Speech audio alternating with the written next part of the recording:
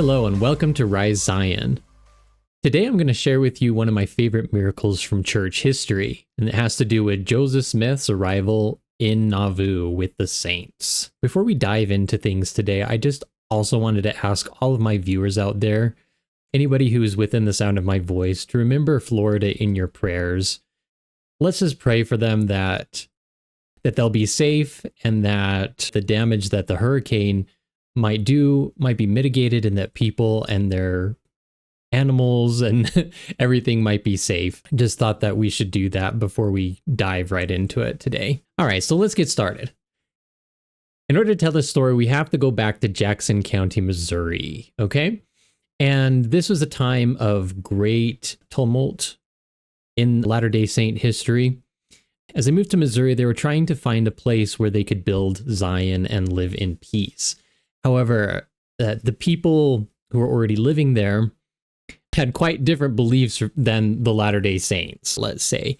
And so them moving there en masse really caused a lot of tension between the Latter-day Saints and the people who already were living there. There was economic tension. The Latter-day Saints had a habit of pooling all of their resources together, and that kind of seemed unfair to some of the local inhabitants who had been living there for a long time. There was a lot of economic competition for land in and around Jackson County. This is really important for us as Latter-day Saints because Jackson County is the location where Zion is to be established, right? So that just adds an extra layer to it. Well, on top of the economic tensions, there's also a lot of political tension as well. With this growing population of saints, there was concern that they would use their numbers to influence local government, which included like electing their own officials and passing laws that aligned with their strange new religious principles. Missouri, for example, was a slave state, and many Missourians were pro-slavery, and they had come to this state in order to live freely and be able to practice slavery as they wanted to, as weird as that sounds, right? But the Latter-day Saints were not slaveholders, and they're very much opposed to slavery.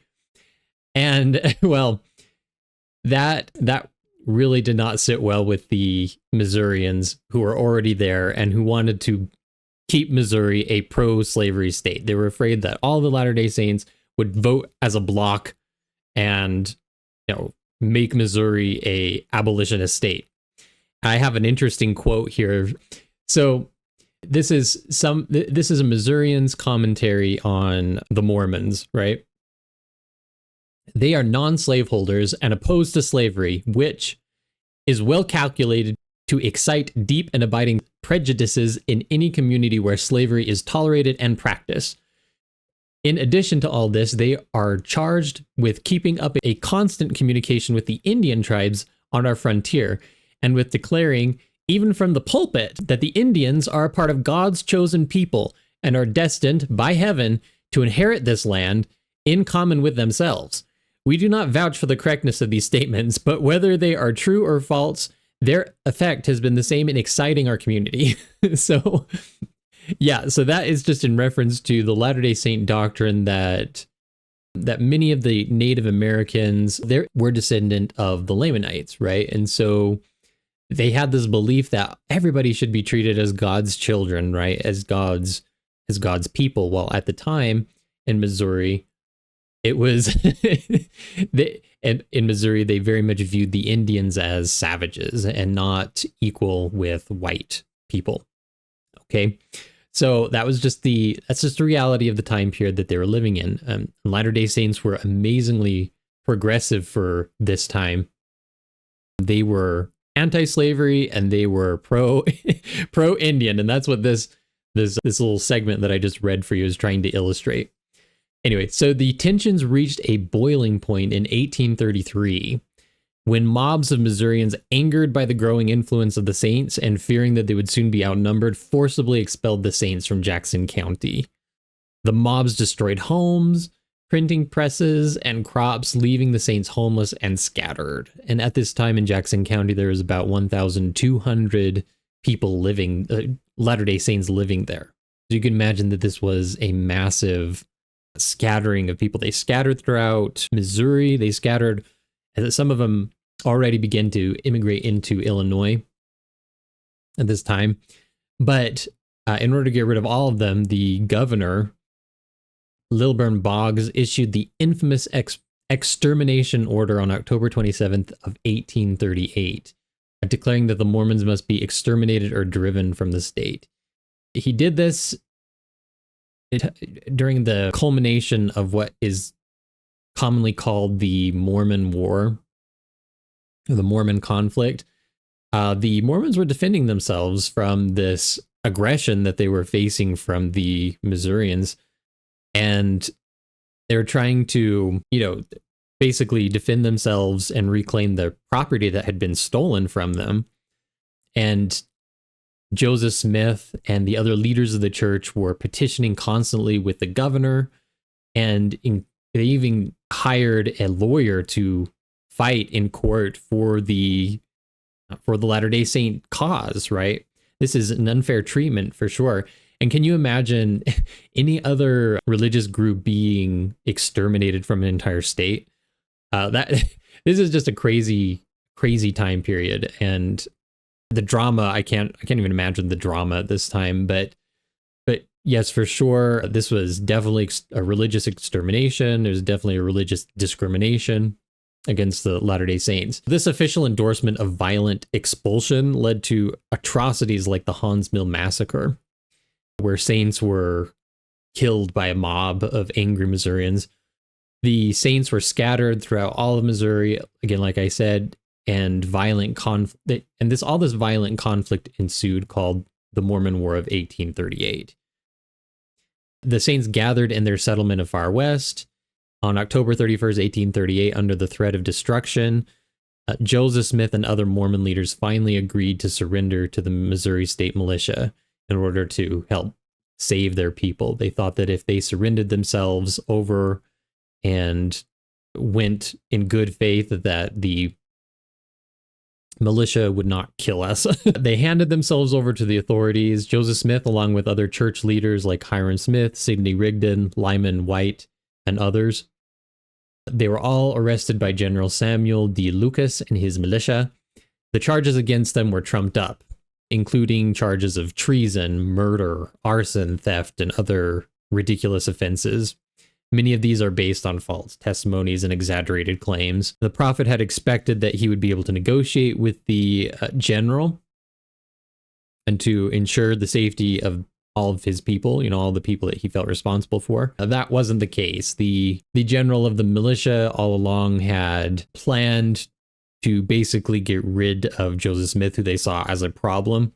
And the whole point of forming this military court was in order to be able to put him down, basically, and to execute him and his, as his followers as well. As I mentioned before, the lawyer who they had hired, Alexander W. Donovan, he was actually also a leader in the militia, and Donovan had previously served as the attorney of the Church of Missouri. And when ordered to have his men shoot Joseph Smith, Donovan's sense of justice prevailed, and he denounced the decision as cold-blooded murder and refused to carry out the order.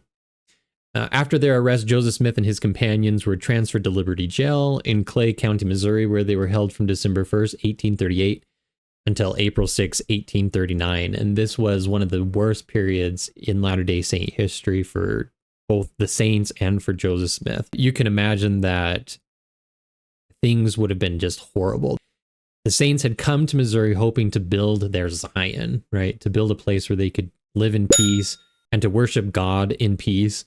However, that just didn't work out. The opposition was too strong, and they were forced to flee, basically, and in the middle of the winter, which would have been absolutely horrendous. I can't even imagine. However, they continued to seek a place to gather in peace, and so many of them started to move over into Illinois, which is where we're getting to our story here. Okay, just stay with me, right? So all these scattered saints, they begin to make their way across state lines into Illinois. The people of Illinois considered the extermination order very cruel. Many of them considered it unconstitutional. Generally, the people were more supportive of the saints and provided much needed shelter and help as they fled in this cold winter. They provided shelter, provisions, and things that they might need. They helped them across the river. I can't even imagine trying to cross the river, these huge rivers in the cold of winter. But at this time, many of the people were sick and exhausted. Like things were just so tense and uncertain at this time. I'm sure that many of the people were doubting that they had made the right decision in joining the church and joining with this prophet Joseph Smith. Because why would God allow something so horrible to happen to them if they were just trying to do their best and build Zion, right? But it wasn't for nothing that Joseph Smith was called to lead his people during one of the darkest periods in Latter-day Saint history. And we'll get to what happened next. On April 6, 1839, Joseph Smith managed to break out of Liberty Jail, basically. He was allowed to escape. Well, that's kind of an interesting story in and of itself, but he met up with the saints who were gathering in Illinois now, near the Mississippi River. There were 5,000 saints now gathered there. They settled near the They settled it in a area that was in a bend in the Mississippi River, where the land kind of made a peninsula out, and it was very low-lying, swampy, and actually we had a lot of mosquitoes. And during this, so the people there begin to try to build this place up into livable conditions. Many of them had makeshift shelters and tents that they were living out of as they were trying to work the land and get ready for spring and, plant their crops and everything and build their houses and get everything needed. Under the direction of the church, they bought up more and more land in the area. Joseph Smith and a lot of the people began to fall ill because of the mosquitoes. They contracted a disease which at the time was called ague, but it's actually malaria. And Joseph Smith himself even contracted malaria and was very seriously ill. Hundreds of others began to be sick, and they were weak, and the sickness caused fevers and chills, and they were just on the point of death, basically. And Joseph was so ill at one point that he was confined to bed for several days. He struggled with intense fevers, as did many of the other church leaders. And despite this, Joseph's faith and determination to serve the people were unwavering. He raised himself up out of the sick bed and essentially kind of like healed himself. And though he was physically weak, Joseph felt inspired to minister to the sick around him. According to historical accounts, he rose from his sick bed, filled with a sense of urgency to go out and heal those who were suffering. That's exactly what he did. He went out and he began healing the people. One of the most notable healings was that of Brigham Young, who would later become the second prophet of the church, right? Everybody was seriously ill with malaria. So Joseph went to Brigham's house, took him by the hand, and commanded him in the name of Jesus Christ to rise and be healed. Brigham Young immediately got a bed and recovered from his illness. And following this, Joseph moved from house to house and from tent to tent, healing many others who were bedridden and suffering from malaria. Many of those who he healed rose from their sick beds immediately and went on to help care for the others. As I understand it, he healed the quorum of the 12 apostles first, and they went out and also began to help heal other people. And one of the most dramatic healings occurred when Joseph visited Elijah Fordham, who was a fellow saint who was on the verge of death. And Fordham had already been given up as a lost cause by those around him, including his wife. When Joseph finally arrived, he laid his hands on Fordham's head, and he asked Brother Fordham, "Have you not faith to be healed?" And he said, "I'm afraid it is too late." "Do you not believe in Jesus Christ?" Joseph asked. And he said, "I do, Brother Joseph." And then the prophet declared to Elijah, "I command you in the name of Jesus of Nazareth to arise and be made whole." And the people there in the home said that the word seemed to shake the house, And Elijah rose from his bed, his face flushed with color. He dressed and asked for something to eat and followed Joseph outside to help minister to many others. After healing the saints in and around Nauvoo, he healed hundreds of people. Joseph crossed the Mississippi River to visit the saints who were living in Montrose, Iowa, across from Nauvoo. Many there were also suffering from the malaria epidemic. He moved through the camp there, laying hands on the sick and healing them in succession. So he went methodically through the camp. And one account mentions that Joseph first healed several individuals in the house of Brother Brattle. Then outside, he came upon a group of people who had gathered, including many who were very sick. And Joseph healed them simply by raising his hand and blessing them collectively. So they were healed. Another specific account was Mary Fordham, the wife of Elijah Fordham, who was also gravely ill. And her condition became desperate. And Joseph Smith laid his hands on her head and healed her just as he had done with her husband. Now, other accounts also speak of Joseph Smith raising individuals from the dead during his time at Nauvoo. While these accounts are not as well documented as the healing miracles, they are part of the lore surrounding Joseph's miraculous healing ministry. It's estimated that at this time, Joseph healed hundreds of people. Now, we don't have an exact tally of the number of people who he healed, but we do have the number of quite a number of journal entries, talking about these healings, including the testimonies of Wilford Woodruff. And Wilford Woodruff's account is actually really interesting. He writes in his journal. Now, this was back when they were in Montrose, Iowa. So, in this manner, the prophet and the brethren passed from house to house, healing the sick and recalling them from the mouth of the tomb. It was on this occasion that a man, not a member of the church, seeing the mighty miracles which were performed, begged the prophet to go with him and to heal two of his children who were very sick. They were twins. The prophet could not go personally, but he said he would send someone to heal them. Taking from his pocket a silk handkerchief, he handed it to Elder Wilford Woodruff, and he requested him to go and heal the children. He told Elder Woodruff to wipe the faces of the children with a handkerchief, and they would be healed. And he went and he did that, and they were healed. And Woodruff wrote that Joseph had healed many in Nauvoo and Montrose in a single day. All the while he was physically weak himself, he noted that the Spirit of the Lord rested powerfully upon Joseph and that the afflicted were healed by the power of God. So that's all from, Wilford Woodruff's journal entries. One of the stories in which Joseph Smith raised somebody from the dead was a man who had been declared dead for hours, but was revived through Joseph's priesthood blessing. And these are just one of the many examples of how the power of the priesthood has the power to even bring people back from the dead. And this is all just in fulfillment of the promises of the gifts of faith, right? As we consider these miracles and these mighty manifestations of the power of God in the lives of the early saints, it's important for several reasons, I believe. And one is that it's a restoration of the apostolic power in the priesthood. These events symbolize, in a way, the restoration of the same kind of miraculous healings that occurred during the time of Christ and his apostles, which is what we'd expect in the church.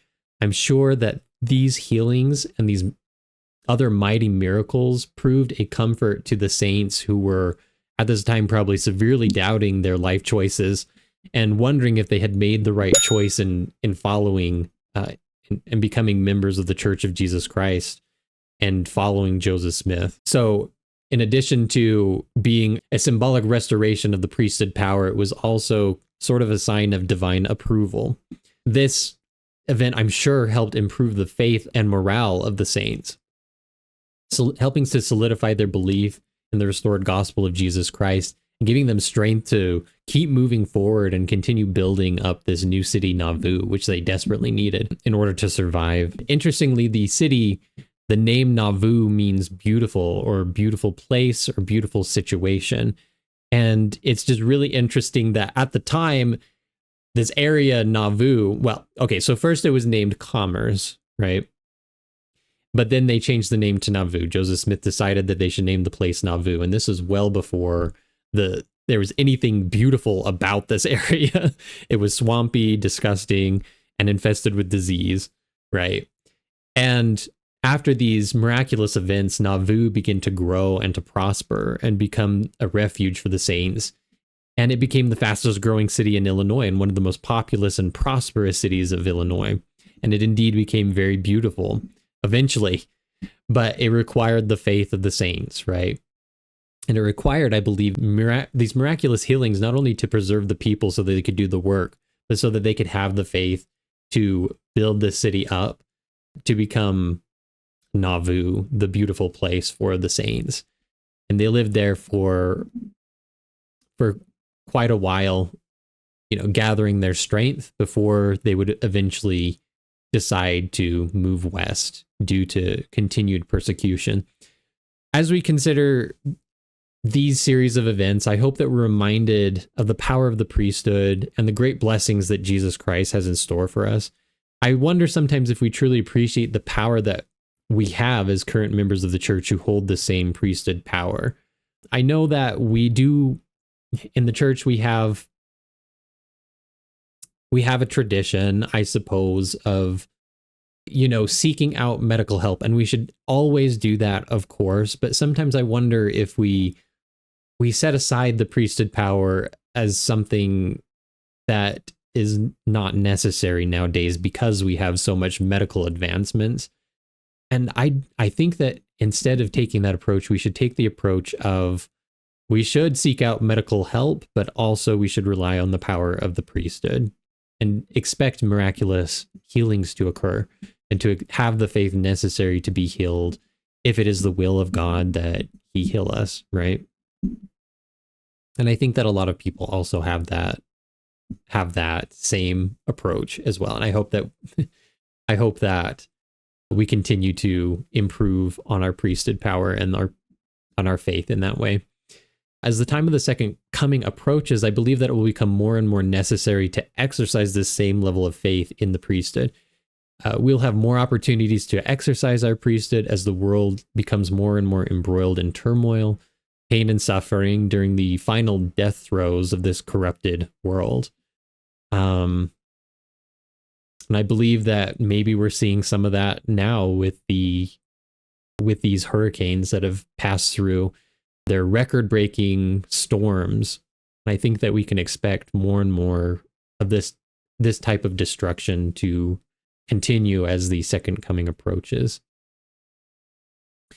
Well, thank you so much for taking the time to watch this video and, listen to one of my favorite miracles in church history. If you haven't already, make sure to like and comment and subscribe. And if you have a miracle that you would like to share from your mission or just a miracle that you'd like to share from your life, make sure to click our link in the description and fill out our form. I'll get in touch with you and see if you want to be on our show. Thank you again, and until next time, bye. Thank you for watching Rise Zion. Before you go, I have an important ask. Please make sure to like this video and subscribe to our channel. Our goal is to help fortify people's faith by providing some empirical evidence of God's hand in their life. However, if people can't find our videos or our channel, then our mission isn't accomplished. By liking and subscribing, you'll be helping us in this important mission.